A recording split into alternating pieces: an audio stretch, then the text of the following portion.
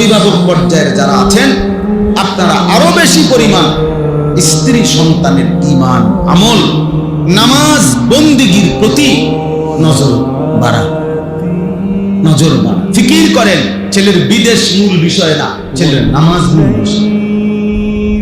ছেলের দোকান মূল বিষয় না, ছেলের সেজদা মূল বিষয়। ওর সাথে এটা বোঝাপড়া করেন, বাবা তোমার বিদেশ আমি দায়িত্ব নেন, আমার জিম্মাদারি না যে সুদে টাকা নিয়ে হলেও, কিস্তিতে টাকা নিয়ে হলেও তোমার আমি বিদেশ পাঠাইতেই হবে, এটা আমি জিম্মাদার না বাবা। তোমার সেজদাওয়ালা বানানো এটা আমার জিম্মাদার।